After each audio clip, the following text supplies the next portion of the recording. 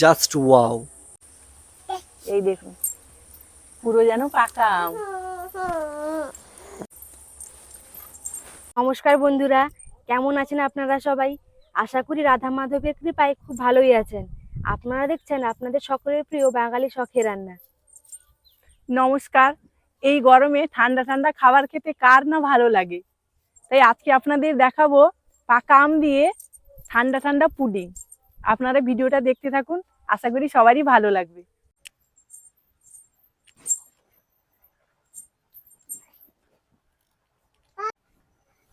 আমাদের এতগুলো আম লাগবে না, একটা আম হলেই হয়ে যাবে। আমটা ধুয়ে কেটে নেব। আমের মাথাটা এইভাবে একটু কেটে দেব, দিয়ে দুভাগ করে নেব।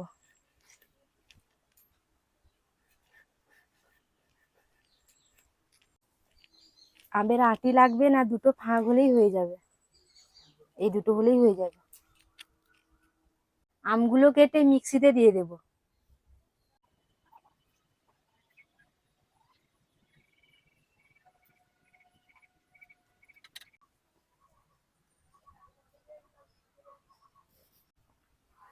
এরপর এইভাবে চামচ দিয়ে বের করে মিক্সিতে দিয়ে দেব।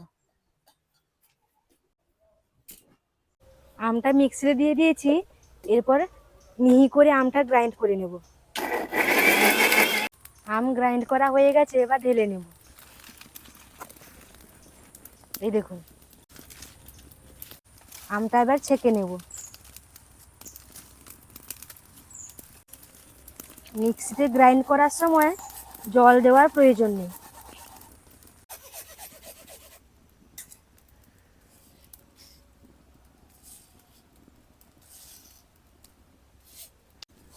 আমি বেগুন ফুলি আম নিয়েছি, এর কোনো আঁশ নেই। আপনারা চাইলে যে কোনো আমই নিতে পারেন। অনেক ধরনের আমে আঁশ থাকে, তাই একটু ছেঁকে নেবেন এইভাবে। আম থেকে এইটুকুনি পাল্প বেরিয়েছে, এটা হলেই হয়ে যাবে। উনুন ধরিয়ে নিয়েছি, কড়াইটা বসিয়ে দিলাম। এতে হাফ লিটার দুধ আছে, কড়াইতে দিয়ে দিলাম। 2 চামচ কর্নফ্লাওয়ার দিয়ে দিলাম। এইভাবে অনবরত নাড়তে হবে, না নাড়লে নিচে লেগে যাওয়ার সম্ভাবনা থাকে। এই দেখুন বন্ধুরা, দুধটা কত ঘন হয়ে গেছে। এইভাবে ঘন হয়ে গেলে আপনারা চিনি দিয়ে দেবেন। আমি 1 কাপ চিনি দিয়ে দিলাম।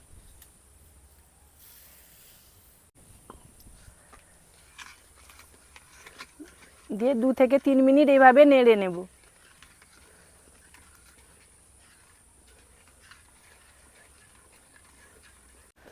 দুধ অল্প গরম আছে, এবারে আমের পাল্পটা দিয়ে দেব। বেশি গরম অবস্থায় দিলে কেটে যাওয়ার সম্ভাবনা থাকে।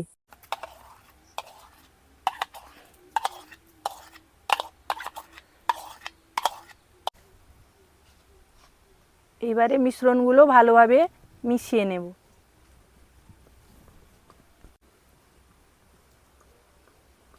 কালারটা কত সুন্দর এসছে।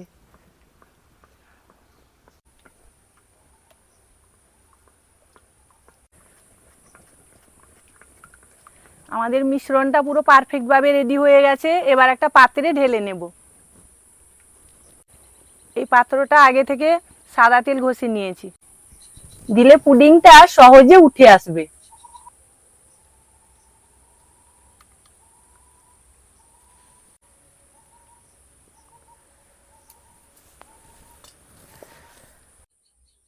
এবারে এই মিশ্রণটাকে বাড়ির যে কোনো নর্মাল জায়গায় 1 ঘন্টা রেখে দেবো ঠান্ডা হওয়ার জন্য।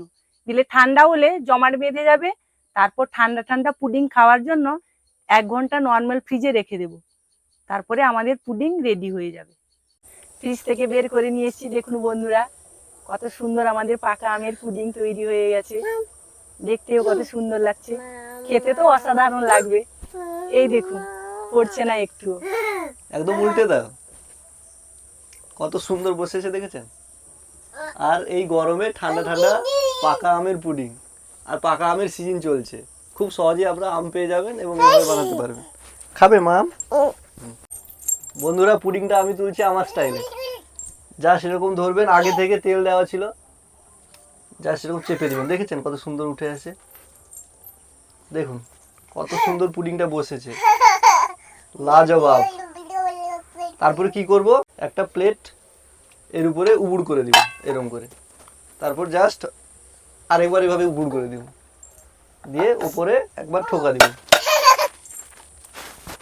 পুডিংটা কত সুন্দর বসেছে দেখুন, জাস্ট ওয়াও। আর কালারটাও একদম পুরো পাকা আমের মতো কালার। আপনারা ঘরে একবার হলেও এইভাবে ঘরে বানাবেন, দেখবেন খুব সুন্দর লাগবে খেতে। এই দেখুন পুরো যেন পাকা আম।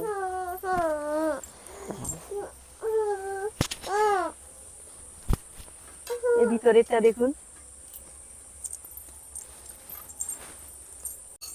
বিশু একটা খেয়ে দেখ দেখি কেমন হয়েছে।